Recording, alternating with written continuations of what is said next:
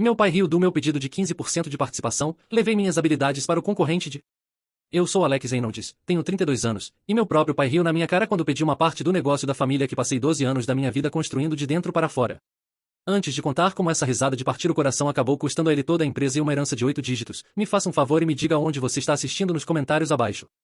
É bom saber quem está ouvindo. Minha história começa como aconteceu por mais de uma década em um cubículo com paredes de tecido cinza no quinto andar do prédio da Reynolds Logistics Solutions.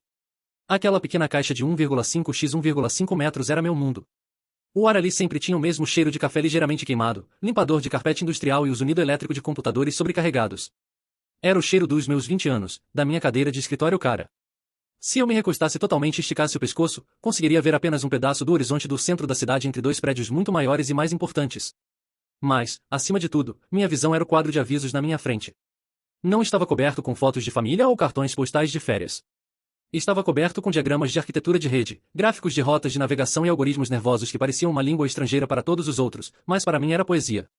2 andares acima, no 7º andar, o andar executivo, meu irmão mais novo, Marcos, comandava uma sala de reuniões relutante. Suas paredes eram de vidro do chão ao teto, oferecendo uma vista panorâmica de toda a cidade. Ele tinha uma máquina de expresso italiana importada que às vezes eu conseguia ouvir assobiando quando tinha a chance de estar lá em cima para uma reunião. Ele estava na empresa há 6 anos, metade do meu tempo. Ele tinha um diploma em administração de uma escola chique e um sorriso que venderia areia no deserto. Eu tinha um diploma em matemática computacional e um talento para fazer a rede de logística incrivelmente complexa da nossa empresa funcionar tão silenciosa e suavemente que todos, incluindo minha própria família, esqueciam completamente que ela estava lá. E na família Reynolds, se você fosse silencioso, seria invisível. Meu pai, Richard Reynolds, era o CEO, o fundador, o sol em torno do qual nosso pequeno sistema solar corporativo girava. Ele era um clássico americano que se fez sozinho. E nunca deixava você esquecer isso. Em todas as festas da empresa, em todas as entrevistas, ele contava a história de como começou a RLS com um único caminhão e um sonho. Ele era uma força da natureza, barulhento, confiante, um homem que via o mundo em termos de apertos de mão, tapinhas nas costas e negócios fechados no campo de golfe. Ele via uma versão mais jovem e melhor de si mesmo em Marcos. Em mim, acho que ele via uma ferramenta estranha e complicada, um utilitário, algo que você guarda no porão até precisar para consertar o encanamento.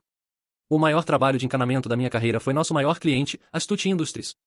Seu contrato era a base da nossa empresa, milhões de dólares em receita anual, e estava prestes a ser renovado. A competição durou 6 meses inteiros.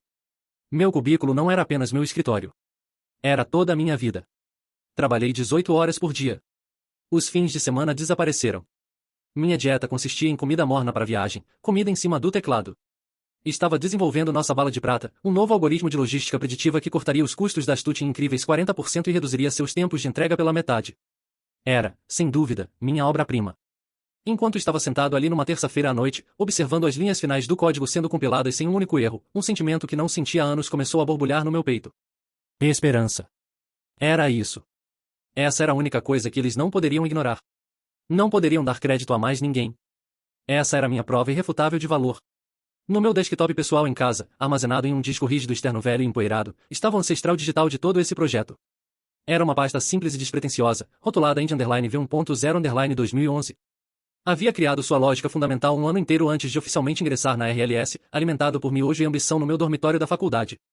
Construí o resto da estrutura moderna da RLS em cima dessa fundação pessoal e privada. Na época, pensei em como dar o melhor para minha família. Não tinha ideia de que aquela pasta velha seria um dia a única coisa que me impediria de ruir completamente.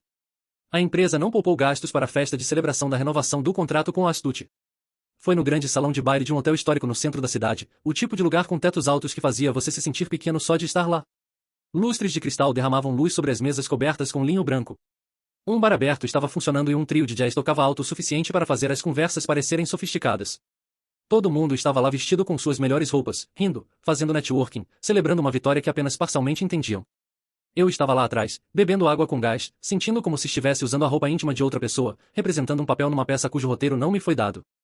Meu pai, como esperado, subiu ao palco. O microfone mal continha sua voz trovejante. Ele era um mestre daqueles momentos. Quero agradecer a cada um de vocês pelo trabalho árduo e dedicação, começou sorrindo. É o espírito desta equipe, a família RLS, que nos torna os melhores no campo. Ele atendeu todos os requisitos, elogiando a equipe de vendas por sua tenacidade e o departamento financeiro por sua diligência. O momento chegou, como previ, mas me atingiu como um golpe físico. Mas quero fazer um agradecimento especial ao meu filho, nosso fenomenal vice-presidente de vendas, Marcos Reynolds. O aplauso foi ensurdecedor. Marcos, parecendo uma estrela de cinema num terno perfeitamente cortado, correu para o palco e abraçou nosso pai. Marcos, disse meu pai, colocando um braço orgulhoso em seus ombros, viveu e respirou este negócio. Passou incontáveis horas ao telefone, no campo de golfe, em jantares, garantindo que nosso amigo Vitor Stewart soubesse que estava nas melhores mãos possíveis. Seu toque pessoal, seu carisma inato, senhoras e senhores, é o que faz um negócio desta magnitude ser concluído. Este é o futuro desta empresa. Fiquei ali, ao lado de uma mesa com mini-quiches que esfriavam rapidamente, e senti um nó no estômago. Meu pai continuou, elogiando as ideias de Marcos sobre a faculdade de administração e suas qualidades inatas de liderança. Então, como se de repente se lembrasse de uma tarefa esquecida, acenou para a multidão. E, claro, um grande obrigado aos técnicos de back-office, como meu outro filho, Alex, por manter todos os computadores funcionando. Ótimo trabalho, pessoal. Acenou vagamente e impiedosamente na minha direção e imediatamente se virou para Marcos, levantando sua taça para um brinde. Algumas pessoas próximas me deram olhares rápidos e desconfortáveis. Era um olhar que eu conhecia bem. Parte pena, parte graças a Deus que não sou eu. Peguei um rolinho de camarão assado e fingi estar fascinado por sua construção. 12 anos, 6 meses de jornadas de 18 horas, e eu era o técnico de back-office. Não fui apenas ignorado. Fui anônimo. Não deixe ele fazer isso com você de novo. A voz era baixa, mas afiada. Me virei e vi Sofia chumparada ao meu lado. Sofia era uma gerente sênior de projetos, um pássaro raro na RLS, extremamente inteligente e genuinamente gentil. Ela realmente entendia as complexidades do que eu fazia. E ao longo dos anos, havia se tornado minha única pessoa confiável na empresa. É assim que ele é, murmurei, a desculpa da família tinha gosto de cinzas na minha boca. Não vale a pena lutar. De jeito nenhum. Ela olhou de volta, seus olhos escuros brilhando com uma raiva que eu não conseguia reunir em mim mesmo. Esta não é a primeira vez, Alex. Lembra do projeto Odyssey, 3 anos atrás? A revisão completa da rede de distribuição da Costa Oeste? Você trabalhou duro nisso. Quem ganhou a promoção e o bônus? Marcos. Lembra da fusão com Henderson, quando você integrou o banco de dados desastroso deles com o nosso no feriado de Natal? Quem ganhou a reportagem no jornal do setor? Marcos. Ela respirou fundo. Você entregou este contrato Selwood numa bandeja de prata maldita. Você salvou a maior conta desta empresa. Ele sabe disso. Eu sei disso. E você está deixando ele te tratar como o garoto que conserta o Wi-Fi do escritório. Cada palavra era um prego batendo forte. Ela estava certa. O padrão era tão antigo, tão enraizado. Havia parado de ver isso como uma série de injustiças individuais e simplesmente aceitado como o clima em que vivia. Então o que devo fazer? Fiz a pergunta me sentindo fraco até para meus próprios ouvidos. Você deveria parar de agir como um empregado grato por um salário, disse ela, sua voz caindo para um sussurro conspiratório, e começar a agir como se fosse dono do lugar, porque moralmente você já é. Você merece uma parte disso, Alex. Só precisa ter coragem suficiente para reivindicar. As palavras de Sofia foram um catalisador. Acenderam um fogo lento que eu não conseguia apagar. Na semana seguinte, fiquei obcecado. Mergulhei nos arquivos da empresa, puxando 12 anos de arquivos de projetos, relatórios trimestrais e avaliações de desempenho. Entrei num estado de fuga, cercado por pastas e planilhas no meu pequeno apartamento. Estava montando um caso meticulosamente. Criei um portfólio de 60 páginas, um testemunho detalhado da minha carreira na RLS. Não apenas listei meus projetos. Os quantifiquei. Os algoritmos que aumentaram a eficiência de combustível em 12%. O sistema de estoque que cortou os custos de armazenamento em 22%. O software de roteamento que gerou cerca de 30 milhões de dólares em novos negócios. Os números eram altos, clínicos e inegáveis. Havia sido o motor silencioso e inacreditável do crescimento da RLS por mais de uma década. Então, alimentado por uma mistura de raiva e curiosidade mórbida, fiz algo que sempre tive medo de fazer. Fui ao Glassdoor e vários outros sites de comparação salarial. Digitei meu título oficial, especialista em algoritmos de cadeia de suprimentos, junto com meus anos de experiência e habilidades especializadas. O número que apareceu na tela foi como um soco no estômago. Não estava apenas sendo mal pago. Estava sendo explorado em grande escala. Meu salário, aquele que meu pai tão generosamente oferecia, estava mais de 20% abaixo da média do setor para um recém-formado. Um recém-formado da faculdade valia mais no mercado aberto do que eu, após 12 anos gerando milhões para minha própria família. Naquela noite, minha mãe, Diana, ligou. Seu timing, como sempre, foi impecável. Ela era responsável por acalmar as águas da família, a chupeta profissional. Sua função principal era garantir que a superfície plácida da vida familiar Reynolds nunca fosse perturbada por coisas feias como confrontos ou emoções cruas. Oi, querido, disse alegremente, sua voz era uma melodia quente e familiar. E estava pensando em você. Estávamos todos tão orgulhosos na festa. Esse acordo com a Selwood foi um triunfo para seu pai e Marcos. Oi, mãe, disse, as palavras pareciam duras na minha boca. Fico feliz que tenha funcionado. Você sabe, seu pai trabalha muito. Ele carrega o peso de toda a empresa nos ombros, continuou, preparando o terreno. Eu sei que ele faz isso, disse. Foi eu quem construiu o algoritmo que garantiu o contrato. Mãe. Uma pausa leve, quase imperceptível. Claro, querido. Todos sabemos que você é um gênio com todas essas coisas técnicas. É maravilhoso, mas você sabe como é. Marcos é o rosto e seu pai precisa de um rosto forte para a empresa. Decidi seguir em frente. Estou pensando em conversar formalmente com papai sobre meu papel na empresa, minha remuneração, meu futuro, talvez até uma pequena participação acionária, uma promoção real para uma posição de liderança. O silêncio do outro lado da linha não foi mais leve. Era um abismo quando ela finalmente falou. Todo o calor havia sido cirurgicamente removido de sua voz. Foi substituído por uma tensão tensa e ansiosa. Alexander, eu te proíbo de fazer isso. Por favor, não complique as coisas. Complicado? Mãe, pedir para ser pago de forma justa pelo meu trabalho é complicado? Você não entende, disse ela, com a voz falhando. Ele está sob muita pressão. E você não se lembra de como era antes da RLS. Ele teve outro negócio anos atrás. Falhou. Quase perdemos tudo. Alex, a casa, as economias, tudo. Você era muito jovem para lembrar do estresse, das brigas, do medo. Seu pai construiu esta empresa para nos dar segurança. Ele não aguenta instabilidade. Ele vê confronto como uma ameaça. Por favor, pelo meu bem, não balance o barco. Continue fazendo seu bom trabalho. Seja feliz por ter um emprego seguro e protegido. Agarrei o telefone, meus dedos ficando brancos, e a chamei. Não era apenas sobre manter a paz. Era sobre seu próprio trauma. Ela estava me pedindo para sacrificar meu futuro no altar de seu conforto. Para permanecer pequeno e silencioso para que ela não tivesse que reviver seus próprios medos. Minha ambição não era apenas complicada. Era uma ameaça direta ao pedaço frágil que ela havia construído.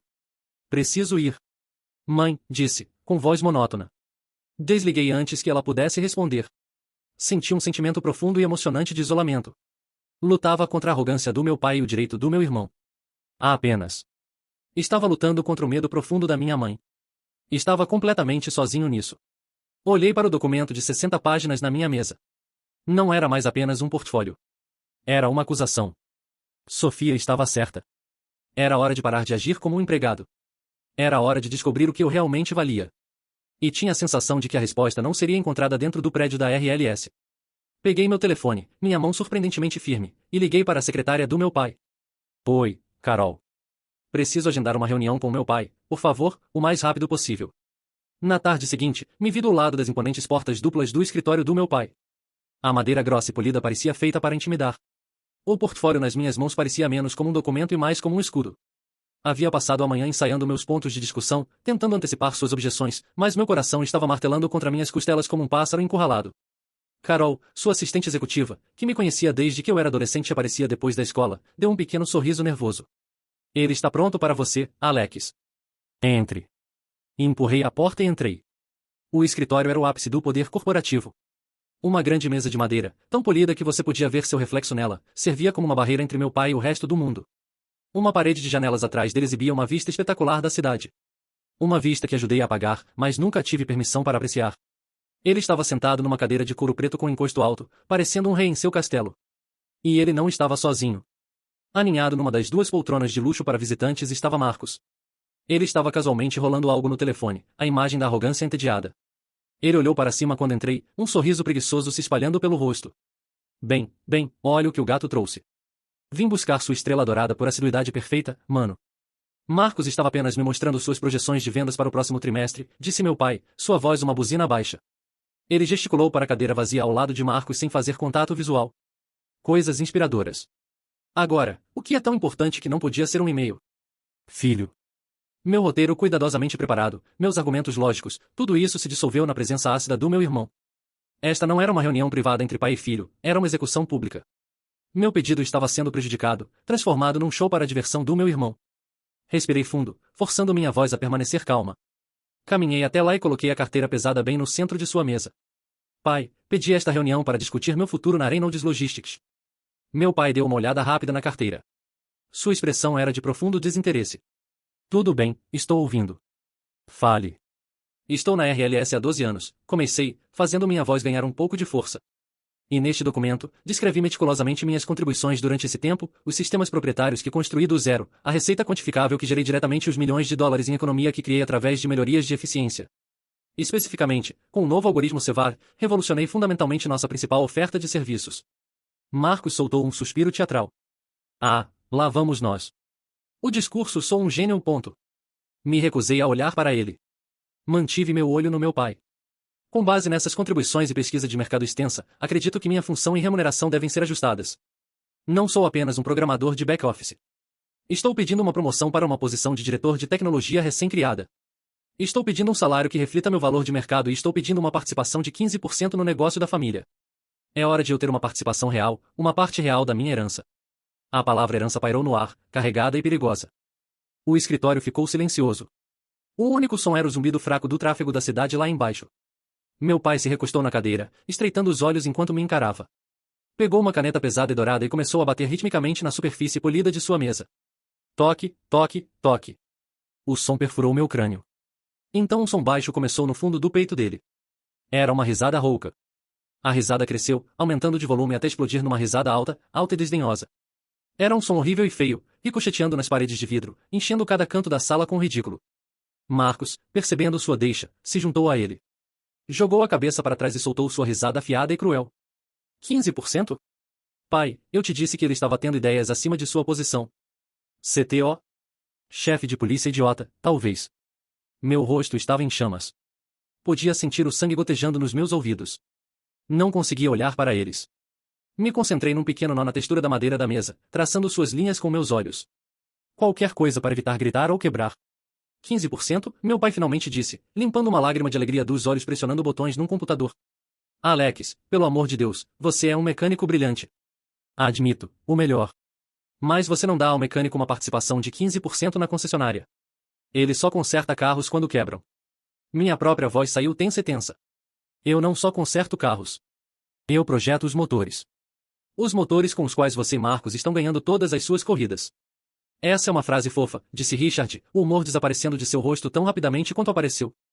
Foi substituído por uma autoridade fria e dura. Mas é estúpida. Deixe-me dar uma lição sobre negócios do mundo real. Porque você claramente passa muito tempo com suas máquinas. Lição 1: todos são substituíveis. Cada pessoa neste prédio, do zelador ao vice-presidente de vendas, é substituível. E isso inclui você. Se você acha que vale a pena, vá tentar sua sorte em outro lugar. Mas deixe-me avisá-lo. Você é apenas mais um currículo numa pilha. Aqui, você é família e ganha um desconto familiar. Deveria ser grato. Ele acenou com sua mão desajeitada para o portfólio. Deixe isso aqui. Vou pedir ao RH para dar uma olhada no seu salário. Talvez possamos aumentar um pouco para você, em troca do seu trabalho. Um ajuste no custo de vida. Agora, se nos der licença, Marcos e eu estávamos no meio de uma discussão sobre sua nova promoção e o bônus trimestral que vem com ela. As palavras promoção e bônus foram movimentos deliberados de faca, destinados a me fazer sangrar. Me levantei, sentindo minhas pernas estranhamente desconectadas do meu corpo. Não peguei o portfólio. Deixei ali na sua mesa, um monumento de 60 páginas à minha própria tolice. Me virei sem dizer mais nada e saí do escritório. O som de sua risada renovada ecoando atrás de mim como uma oração da morte. Não voltei para meu cubículo. Fui direto para o elevador, com visão turva. Anotei o nome do saguão principal. Passei pela recepcionista sorridente e empurrei as pesadas portas de vidro para o ar frio da tarde. O barulho da cidade parecia distante, abafado. Algo fundamental dentro de mim havia rachado. Era o alicerce de 12 anos de lealdade errada, da crença ingênua de que se eu trabalhasse mais, se fosse mais brilhante, eles acabariam vendo o meu valor. Ah, eles viram, quantificaram e decidiram que valia a pena ser dito. Sentei no meu carro, na garagem da caverna, pelo que pareceram horas, apenas olhando para a parede de concreto manchada na minha frente. Quando finalmente juntei forças para dirigir para casa, uma notificação de e-mail estava esperando na tela do meu computador. Era o boletim informativo mensal para funcionários da RLS. Cliquei para abrir e lá estava, uma foto enorme e brilhante do meu pai e Marcos lado a lado, braços em volta dos ombros um do outro, irradiando orgulho. O título, em fonte agressiva e em negrito, dizia, em A Revolução Reynolds, em Richard e Marcos Reynolds inauguram uma nova era de inovação na cadeia de suprimentos. Era sobre meu algoritmo, meu trabalho, meus 6 meses de noite sem dormir, minha revolução. Eles não haviam me rejeitado apenas em particular. Haviam me apagado pública e descaradamente colocado seus nomes no trabalho da minha vida. Foi nesse momento que a tristeza dentro de mim se transformou em gelo. A mágica se transformou numa clareza fria, dura e afiada como um diamante. Meu pai havia me desafiado a tentar minha sorte em outro lugar, e eu faria exatamente isso. Mas não antes de recuperar tudo que era meu. Fui à minha estante e peguei o pequeno caderno de couro. Dentro estavam as páginas da minha história real, diagramas, datas e notas manuscritas documentando a gênese dos meus projetos pessoais. E lá, nas primeiras páginas, datado de março de 2011, estava o projeto do meu mecanismo principal, a propriedade intelectual que havia criado no meu tempo livre, no meu próprio laptop, muito antes de ser funcionário deles. Uma lembrança daquela tarde veio à mente enquanto caminhava a minha caminhada da vergonha do escritório do meu pai. Havia passado por Marcos no corredor. Ele havia desviado o olhar, um vislumbre de algo. Culpa, conflito em seus olhos. Papai foi meio rude ali, murmurou, enfiando as mãos nos bolsos. Eu apenas olhei, sem dizer nada. Ele havia mudado de peso, incapaz de me olhar nos olhos. É este algoritmo. Ele é realmente tão bom, não é? A pergunta pairou no ar. Não era um pedido de desculpas. Era uma confissão. Ele sabia. Sabia de seu poder, de seu valor. E havia sentado ali e rido na minha cara mesmo assim. Isso, mais do que qualquer coisa que meu pai havia dito, selou o destino deles. Abri meu laptop. Não entrei num site de busca de emprego. Fui ao LinkedIn e digitei um nome na barra de pesquisa. Harrison Weber. O jogo havia mudado. Harrison Weber não era apenas um nome numa tela para mim. Ele era uma figura de proporções quase míticas no setor de logística. Como CEO da Summit Shipping, nosso maior e mais temido concorrente. Era conhecido por ser um estrategista brilhante e um inovador implacável. Era tudo o que meu pai fingia ser. Ao longo dos anos, depois que falei em alguns painéis obscuros de conferências de tecnologia que a RLS me forçava a participar, Harrison entrou em contato. Suas mensagens no LinkedIn eram sempre breves, profissionais e diretas. Sites impressionantes sobre análise preditiva. Sr. Reynolds, se um dia decidir que quer um playground maior para brincar, minha porta sempre estará aberta. Sempre desviava educadamente, citando minha lealdade ao negócio da família. Uma lealdade que agora parecia uma piada ruim. Naquela noite, não houve desvio. Elaborei uma mensagem simples de 6 palavras. Sr. Weber, o playground é muito pequeno. Pressionei enviar antes de poder duvidar de mim mesmo. Meu telefone vibrou com uma resposta em menos de 10 minutos. Uma nova mensagem no LinkedIn. Estava apenas dizendo, estive esperando por esta mensagem há 3 anos. Me ligue. Ele incluiu seu número de celular pessoal. Meu coração batia contra minhas costelas enquanto digitava. Ele atendeu no primeiro toque. Alex. Sua voz era clara, energética, sem preâmbulos. Harrison Weber, esperava ouvir de você um dia. Suspeito que esta não seja uma visita social. Está livre para jantar hoje à noite? 2 horas depois, estava sentado na frente dele num churrasco silencioso e discreto no centro da cidade. Este era seu mundo, não o meu. Ele não era como meu pai, um tubarão que precisava mostrar os dentes. Era mais como um crocodilo, perfeitamente imóvel, observando, absorvendo tudo. Ele me deixou falar e apenas ouviu. Então, ele finalmente disse depois que dei a ele a versão profissional e higienizada da minha saída. Deixe-me cortar o discurso corporativo. A RLS renovou o contrato Selwood, segundo minhas fontes. Minhas fontes também me disseram que você desenvolveu um novo sistema que superou suas métricas antigas. E estou assumindo, com base neste jantar, que Richard e Marcos fizeram um laboratório de vitória muito público e você recebeu um tapinha na cabeça e um e-mail de bom trabalho. Fiquei tão surpreso com sua franqueza que só pude acenar com a cabeça. Quero conhecer minha concorrência, Alex, disse ele, inclinando-se ligeiramente para frente. Monitoro dados de envio, classificações de eficiência, feedback de clientes. Nos últimos 12 anos, observei um padrão na RLS. A cada poucos anos, há um salto quântico súbito em suas capacidades técnicas. Um salto que não corresponde aos seus gastos em P&D. Comecei a correlacionar esses saltos com sua atividade pública. Você falava numa conferência sobre um conceito teórico, depois ficava indisponível no LinkedIn por 6 meses, e de repente, a RLS lançava um novo sistema baseado nesse conceito exato. Não foi difícil conectar os pontos. A única coisa que nunca consegui entender foi por que uma mente como a sua se contentava em ser o fantasma na máquina. Ser visto, realmente visto, por um estranho depois de ser invisível para minha própria família por tanto tempo foi um sentimento poderoso e desorientante. O resto do jantar não foi uma entrevista, foi um prelúdio para uma parceria. Expus minha visão, não apenas o que havia feito, mas o que poderia fazer. Mas sabia que era fácil falar. Abri minha pasta. Antes de continuarmos, disse, minha voz firme, precisamos discutir propriedade intelectual. Expus tudo. O caderno de 2011, os arquivos com registro de data e hora no meu disco rígido pessoal para engenheiros carro V1.0 criado um ano inteiro antes mesmo do meu contrato de trabalho na RLS ser escrito. Expliquei metodicamente como integrei essa propriedade intelectual pessoal pré-existente aos sistemas mais amplos que construí para a RLS. O comportamento calmo de Harrison mudou. Ele se inclinou para a frente, seus olhos afiados e inteligentes, fixos na documentação. Ele não era mais apenas um empregador em potencial. Era um estrategista que via uma falha fatal na defesa de seu inimigo. Sua equipe jurídica nunca fez a aquisição adequada de PI. Nunca executaram um contrato para seu trabalho pré-existente. Simplesmente deixaram você construir toda a infraestrutura multimilionária deles em cima de um ativo essencial que você ainda possui. Ele balançou a cabeça lentamente, um sorriso lento se espalhando pelo rosto. Isso não é descuido, Alex. Isso é uma falha jurídica catastrófica que mata a empresa. O jantar foi apenas o primeiro passo.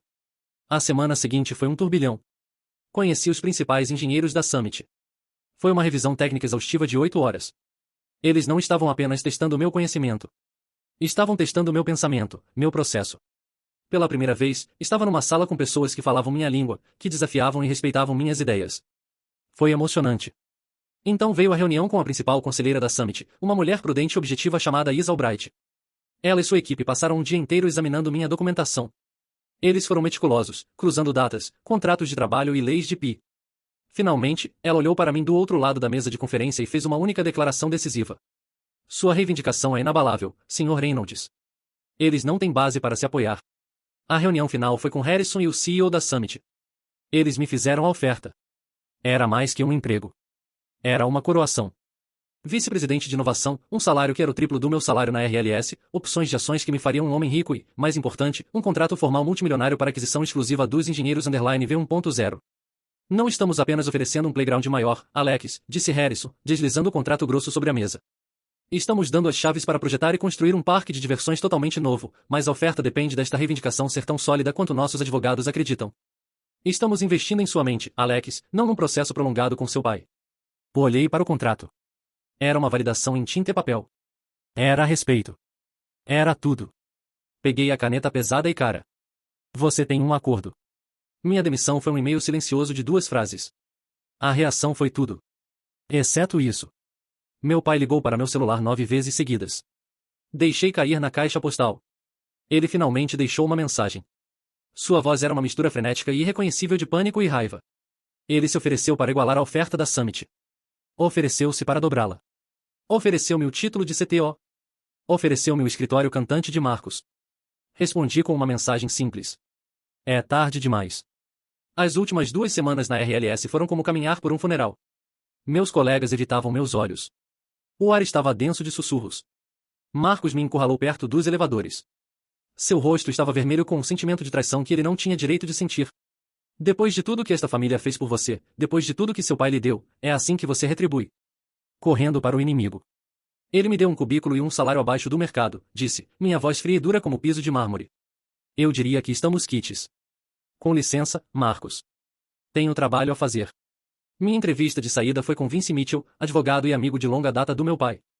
Ele era todo sorrisos falsos e ameaças escondidas. Deslizou um acordo de não competição rude sobre a mesa como se fosse uma mera formalidade. Devolvi imediatamente. Isso não fazia parte do meu contrato original de 12 anos, disse calmamente. Então, não vou assinar agora. O sorriso ensaiado de Vince hesitou. É um procedimento padrão, Alex. Então vocês deveriam ter tornado isso um procedimento padrão em 2012, respondi. Além disso, para ficar claro, quero que seja registrado no meu arquivo de saída que estou mantendo a propriedade total e exclusiva de toda a minha propriedade intelectual pessoal. Especificamente, todas e quaisquer bases de código e sistemas que desenvolvi antes da data de início do meu emprego na RLS, que foram posteriormente integrados aos sistemas da RLS a meu critério. Vince congelou, sua caneta pairando sobre um bloco de notas. Ele me olhou, o sangue desaparecendo de seu rosto enquanto as implicações aterrorizantes da minha declaração começaram a surgir nele. A que propriedade pessoal você está se referindo? O mecanismo central que roda todo o algoritmo Cevard. Para começar, disse, permitindo-me um pequeno sorriso frio. Me levantei da mesa. Tenho certeza de que um homem com seus talentos pode descobrir o resto. Tenha um bom dia, Vince. Saí daquela sala e daquele prédio sem olhar para trás. Claro que meu pai não deixaria passar. 3 meses depois, após integrar com sucesso uma versão nova e muito superior do meu motor à rede da Summit ter oficialmente roubado o contrato da Cevard Industries, o processo foi aberto. A RLS me processou e a Summit Shipping por roubo de propriedade intelectual, buscando centenas de milhões em danos. O campo de batalha foi uma sessão de mediação obrigatória realizada numa sala de conferência sem alma num arranha-céu. O ar estava denso com ódio tão palpável que você podia sentir o gosto. De um lado da mesa polida impossivelmente longa estava eu, Harrison e nossa principal advogada, Sra. Albright. Do outro lado, meu pai parecia uma nuvem de tempestade. Marcos parecia pálido e nervoso. E seu advogado, Vince Mitchell. Vince começou com uma voz suave e confiante. Expôs o caso deles, peça por peça, apresentando cronogramas de projetos, e-mails internos que eu havia escrito, registros de servidor mostrando minha atividade. Pintou um retrato magistral de um funcionário ganancioso e descontente que havia metodicamente roubado os segredos da empresa e os vendido para o maior lance. Meu pai sentou ali, sentindo-se sombriamente, representando o papel de um patriarca injustiçado com perfeição. Quando terminou, a Sra. Albright não rebateu. Ela simplesmente abriu seu laptop e fez uma videochamada. O rosto de Eleanor Urai, ex-CFO da RLS, preencheu a grande tela na parede. Ela havia renunciado uma semana depois de mim, após 30 anos na empresa. Senhora Urai, perguntou Albright, durante seu tempo como CFO, você se preocupou com como a empresa lidou com as contribuições intelectuais de Alex Reynolds? Constantemente, disse Eleanor, com uma voz clara e inabalável. Avisei Richard em pelo menos 3 ocasiões diferentes, 2 delas por escrito, que a remuneração de Alex era perigosamente inadequada para seu valor. Especificamente aconselhei em 2018 que precisávamos assinar um contrato formal para adquirir os direitos às principais inovações de Alex, que ele me disse serem baseadas em trabalho pessoal pré-existente. Richard me disse, e lembro suas palavras exatas. Ele é meu filho. Não preciso de um papel. Ele trabalha para mim. A cor desapareceu do rosto do meu pai. Marcos afundou tanto na cadeira que quase desapareceu. Vince Mitchell começou a embaralhar seus papéis, sua confiança evaporando. Então a senhora Albright jogou nossa carta final. Ela não levantou a voz. Calmamente colocou nossa evidência sobre a mesa, um documento de cada vez. Meu caderno da faculdade datado de 2011. Os arquivos digitais com carimbo de data e hora do meu disco rígido pessoal, verificados por um especialista forense terceirizado. A declaração assinada pelo mesmo especialista, afirmando que o motor _core V1.0 não era um componente incidental, mas a arquitetura fundamental de toda a plataforma logística moderna da RLS. Reynolds Logistics tem realizado suas operações mais valiosas de geração de lucro com tecnologia emprestada, disse a senhora Albright, sua voz cortando o silêncio, tecnologia que pertence e sempre pertenceu ao meu cliente. Não estamos aqui hoje para discutir roubo. Estamos aqui para discutir os termos de uma taxa de licenciamento retroativa. Ela deslizou um único pedaço de papel sobre a mesa. Era uma fatura. Uma fatura de uma taxa de licenciamento retroativa plurianual e multimilionária pelo uso do meu mecanismo. Era um número tão alto que teria prejudicado financeiramente a empresa. Além disso, havia uma escolha simples. Pagar a fatura ou assinar um acordo juridicamente vinculativo para cessar e desistir de todo o uso da minha API, efetivamente removendo-a de seus sistemas em 48 horas. E isso era tudo. O momento da verdade. Meu pai tinha uma escolha. Engolir o orgulho. Aceitar o acordo e salvar a empresa ou deixar seu ego queimar tudo o que já havia construído. Olhei para seu rosto. Vi os estágios da tristeza e fúria se desenrolarem em segundos. A descrença, a raiva, a humilhação. Ele olhou para mim, seu filho, e seus olhos estavam cheios de ódio negro e puro. Viu um traidor, não um homem que havia injustiçado. Ele se levantou de um salto, sua cadeira raspando violentamente no chão. Bateu os punhos na mesa, o impacto fazendo os copos de água saltarem. Não, ele rugiu, sua voz tremendo com raiva tão profunda que parecia abalar a sala. Nunca. Esta é minha empresa. Eu a construí. Tudo nela é meu. Não precisamos do código dele. Vamos construir o nosso próprio. Apontou um dedo para mim. Acabou. Nos veremos no tribunal. Vamos arruiná-lo. Chutou a cadeira para trás e saiu da sala furioso. Vince Marcos tentando segui-lo como peixes piloto seguindo um tubarão moribundo. A sala ficou silenciosa. Harrison se virou para mim. Ah, minha senhora. Albright fechou seu laptop. Apenas sentei ali sentindo uma calma estranha me invadir. Bem, disse Harrison calmamente, quebrando o silêncio. Ele acabou de assinar o atestado de óbito de sua empresa. E eu sabia com certeza absoluta que ele estava certo. Meu pai havia recebido uma escolha entre seu orgulho e seu legado, e seu orgulho venceu por uma vitória esmagadora. O prazo de 48 horas passou em silêncio. Fiel à promessa gritada do meu pai, a RLS não pagou a conta. Em vez disso, os engenheiros começaram a tarefa impossível de tentar remover cirurgicamente meu mecanismo principal da rede operacional ativa. Foi como um dos meus contatos de volta na empresa descreveu depois, como tentar realizar um transplante de coluna vertebral num paciente consciente com uma faca de manteiga. Todo o sistema RLS começou a sangrar. Entregas foram perdidas. Caminhões foram enviados incorretamente. Estoques de depósito se tornaram uma bagunça caótica de dados fantasma e déficits do mundo real. Foi uma falha completa e absoluta do sistema acontecendo em tempo real. Seus maiores clientes, já assustados com o desbandamento da Cellwood, começaram a entrar em pânico. A notícia chegou às agências de notícias do setor e o efeito nas ações da RLS foi imediato e brutal. Não apenas caiu, mas desabou. Então veio o e-mail que todos os funcionários da RLS temiam. Um memorando geral anunciando demissões imediatas em toda a empresa. 200 pessoas, 200 famílias, suas carreiras sacrificadas no altar do ego do meu pai. A notícia me atingiu como um peso físico. Essas eram pessoas com quem trabalhei por anos. Pessoas com filhos na faculdade, com hipotecas, com pais doentes. Pessoas que sempre foram gentis comigo. A satisfação triunfante da minha vitória na sala de mediação se transformou num sentimento de vazio e náusea no estômago. Sofia me ligou com a voz rouca de lágrimas. Ela havia sido demitida junto com todo o seu departamento. Não consegui dormir naquela noite. Continuava vendo seus rostos. Na manhã seguinte, entrei no escritório de Harrison antes mesmo dele tomar seu primeiro café. Temos que fazer algo, disse, minha voz mais rouca do que pretendia. Essas são pessoas boas, Harrison. Eles são as vítimas, não os vilões. Harrison se recostou na cadeira, juntando os dedos. Ele era pragmático e sua expressão era cautelosa. Alex, realmente entendo como você se sente, mas Summit Shipping é uma empresa, não uma agência de assistência. Não podemos absorver 200 funcionários do nosso concorrente falido apenas por bondade. O conselho nunca aprovaria isso. Não estou pedindo caridade, mudei de ideia rapidamente. Peço que você veja uma oportunidade estratégica. Eles não são apenas trabalhadores desempregados aleatórios. São pessoas que detêm o conhecimento institucional do nosso concorrente mais antigo. Eles têm relacionamentos pessoais com clientes que estamos tentando conquistar. Conhecem as fraquezas dos sistemas com os quais competimos porque viveram com eles. São um ativo estratégico. Harrison, um exército de talentos que podemos adquirir por nada mais que o custo de salário e benefícios. Deixe-me criar um programa piloto de iniciativa de recrutamento direcionado. Vamos chamá-lo de Operação Reinicialização. Vamos selecionar a nata da safra, os melhores engenheiros, os gerentes de conta mais amados, os coordenadores logísticos mais afiados. Não é caridade. É uma invasão corporativa disfarçada de missão de resgate. Ele ficou em silêncio por um longo tempo, pensando nisso. Podia ver as engrenagens girando em sua mente estratégica. Ele estava pesando o custo em relação ao enorme ganho potencial. Finalmente, ele lentamente aceitou. Um programa piloto, disse. E escopo limitado. Você identifica 20 pessoas-chave. Fazemos ofertas a elas. Se for tão eficaz quanto você diz, podemos discutir a expansão. Mas você tem que mostrar um retorno claro sobre o investimento. Alex, sem exceções. Não era o barco salva-vidas enorme que eu esperava. Mas era um começo. Era algo. Alguns dias depois, estava caminhando pelo estacionamento após um longo dia quando uma mulher saiu de trás de um pilar de concreto. Reconheci-a imediatamente. Embora parecesse mais velha e mais preocupada do que me lembrava. Era Marlene Davis. Ela era gerente de atendimento ao cliente na RLS desde que me lembro. Uma figura de bondade e competência. Ela era uma das 200. Ela não parecia brava. Parecia apenas exausta, derrotada.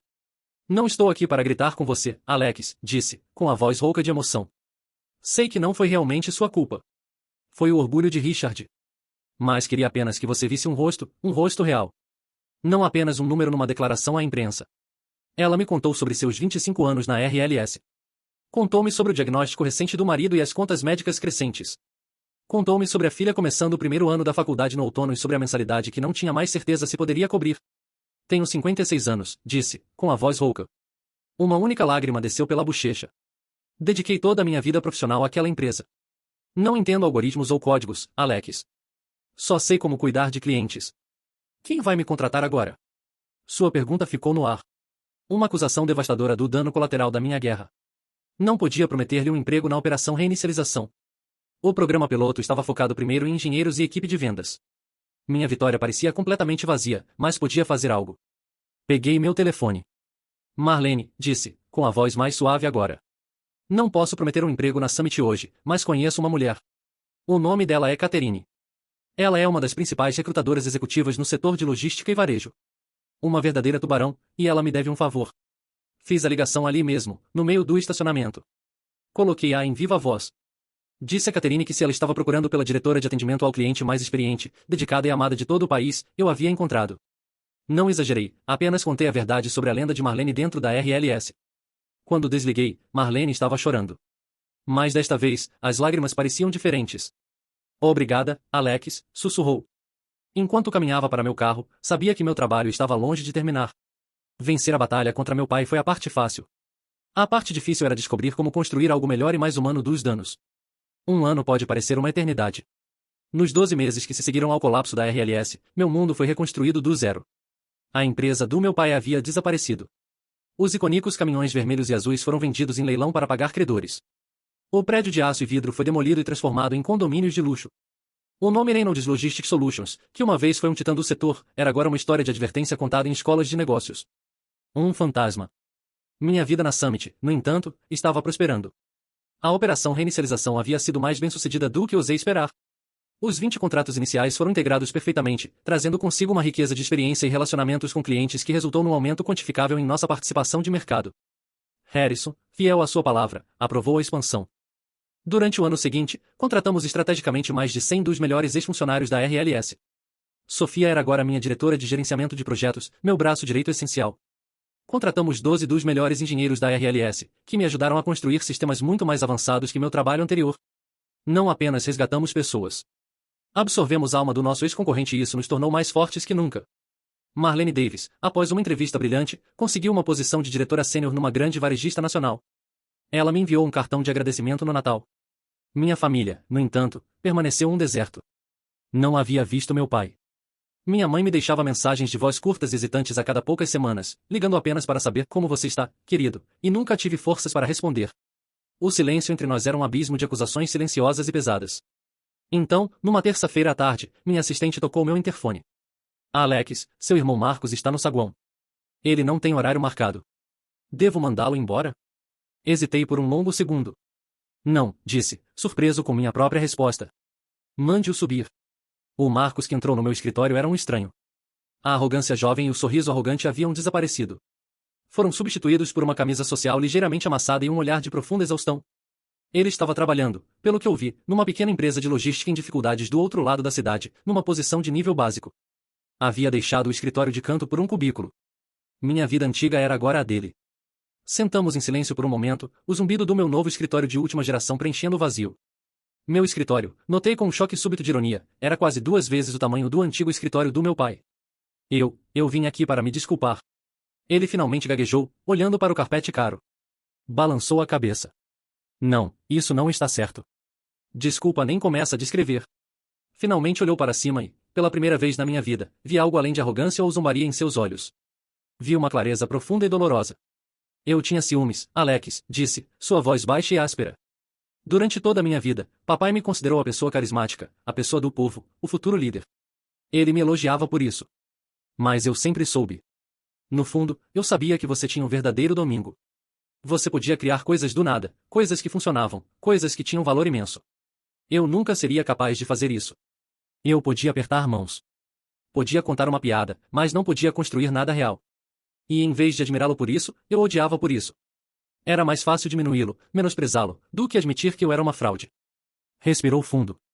Sentei naquela reunião e ri. Ri porque sua ambição me aterrorizava. Porque se você conseguisse o que merecia, todos finalmente viriam que eu não conseguia. Você não destruiu a empresa, Alex. O orgulho do papai a destruiu. E minha covardia ficou parada e deixou acontecer. Sinto muito de verdade. As palavras não curaram magicamente 12 anos de feridas. Não apagaram a humilhação, mas eram reais. Era a verdade e era um começo. Obrigado por me dizer isso, Marcos, disse. E para minha própria surpresa, estava sendo sincero. Sua visita pareceu quebrar a barragem. Algumas semanas depois, minha mãe ligou, mas desta vez não deixou uma mensagem de voz. A atendi. Ela convidou Marcos e eu para jantar em sua casa, a antiga casa da família. Era a primeira vez que nós três estávamos no mesmo lugar em mais de um ano. Meu pai, disse ela, não estaria lá. Não estava com humor. O jantar foi um exercício em tensão. Movemos os talheres de lugar para lugar em nossos pratos. O silêncio soava estranhamente alto na sala de jantar silenciosa. Falamos sobre o tempo. Falamos sobre o novo emprego de Marcos. Falamos sobre um filme que minha mãe havia visto. Falamos sobre tudo e nada. O elefante na sala era tão grande que mal havia espaço para nós três à mesa. Quando estava me preparando para sair, parado no saguão familiar, minha mãe me parou. Sua mão no meu braço era leve, hesitante. Seu pai não está bem, Alex, disse, seus olhos me implorando para entender. Ele senta no escritório o dia todo olhando pela janela. Perdeu mais que sua empresa. Perdeu sua identidade.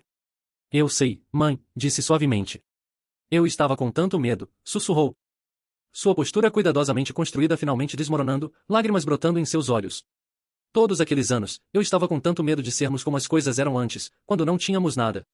Pensei que se mantivesse todos felizes, mantivesse tudo calmo, poderia nos manter seguros. Nunca quis machucá-lo. Estava apenas tentando segurar a vida que seu pai construiu. E estava errada. Não podia dizer que tudo estava bem. Não podia oferecer um perdão que ainda não sentia. Mas olhando para minha mãe, não mais a formidável pacificadora, mas uma mulher pequena e frágil, assombrada por seu próprio passado, via não como uma vilã, mas como outra vítima do sistema disfuncional no qual todos estávamos presos. Apenas sentia-a e levemente apertei sua mão. Não era uma resolução. Era talvez o início de uma trégua. A guerra havia acabado. O trabalho longo e complicado de analisar colapsos emocionais e descobrir se havia algo que pudesse ser salvo havia apenas começado. 2 anos depois de deixar a Reynolds Logistics Solutions pela última vez, um pequeno pacote quadrado chegou ao meu escritório.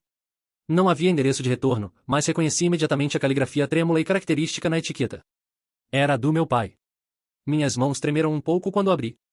Não havia uma carta longa de desculpas dentro, nenhuma explicação. Havia apenas um recorte de jornal emoldurado. Era o artigo de página inteira do Wall Street Journal, aquele que havia dissecado meticulosamente a ascensão e queda espetacular de sua empresa. Era uma autópsia brutal e clínica do trabalho de sua vida. Preso no canto do vidro estava um pequeno post-it amarelo, do tipo que ele costumava deixar na minha mesa quando eu era criança. Nele, havia 6 palavras escritas em sua conhecida tinta preta. Você nunca foi substituível.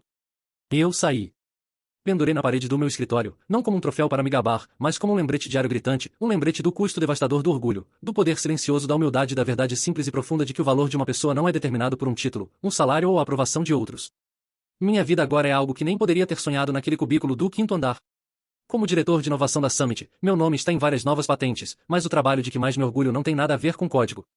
A meu pedido e com o apoio total de Harrison, a Summit criou um fundo interno de capital de risco chamado Catalyst Initiative.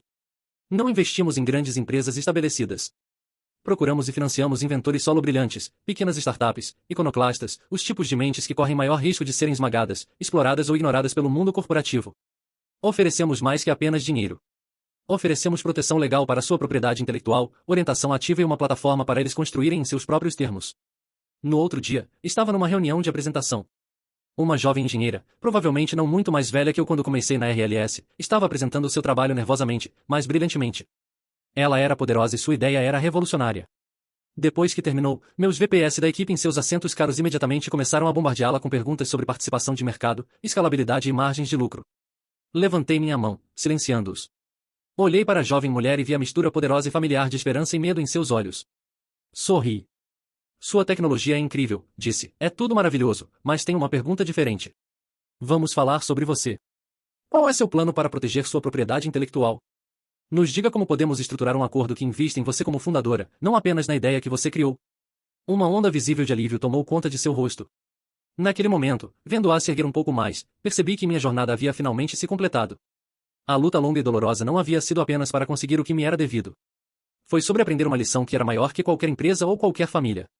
Foi sobre aprender que o verdadeiro valor, o tipo que dura, não é apenas sobre o que você pode criar para si mesmo. É sobre criar um mundo onde outras pessoas são vistas, valorizadas e capazes de criar também. É sobre garantir que todos saibam que são insubstituíveis. Obrigado por ouvir minha história. Espero que tenha tocado você de alguma forma.